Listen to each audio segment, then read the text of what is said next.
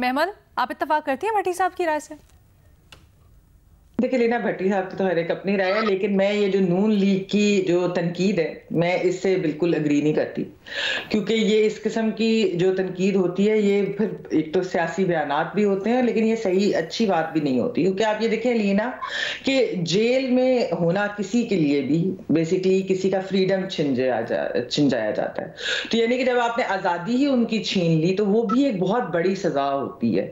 तो ये इस तरह की बातें कहना कि 5 स्टार है या इस तरह की चीज़ें हैं, मेरे ख्याल में ये बातें नहीं करनी चाहिए। जेल तो जेल ही होती है और facilities as per jail manual सबका हक है। भट्टी साहब ने कहा बाकी कैदियों का भी होना चाहिए, बिल्कुल सबका ये हक है। मसला यहाँ पर ये है लीना कि ये आपको याद होगा कि हमें जो है ना ये शऊर, क्योंकि इमरान खान साहब ने दिया था ना, जब उन्होंने कहा था कि एसी उतरवा दूंगा, ये कर दूंगा इन लोगों को, बेसिकली उनके मुताबिक तो कोई भी फैसिलिटी जेल के अंदर किसी भी सियासी कैदी को या इस तरह के जिनके ऊपर इस तरह के इल्जामात हो सियासतदान को, उसको मिलने ही नहीं चाहिए। तो ये एक प्रॉब्लम है। लेकिन यहाँ पर हमने देखा कि आप अगर पीटीआई का दौर उठा के देख लें लीना, कि ना सिर्फ ये कि वहाँ हुकूमती पार्टी बल्कि मीडिया भी उस वक्त का जो था वो ये चीजें सेलिब्रेट करता था।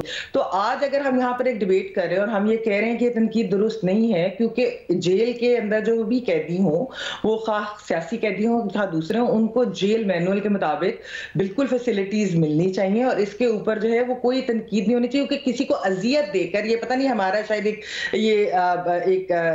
वो है, एक आप कह लेंगे पाकिस्तान के एक नेचर में लोगों के है कि वो उनको अच्छा लगता है दूसरों को अजियत में देखकर। बहुत सारे पाकिस्तानियों के अंदर ये चीज अनफॉर्चुनेटली है कि उनको लगता है कि दूसरों को अजियत दो, उनको देखकर उनको इस चीज में खुशी होती है।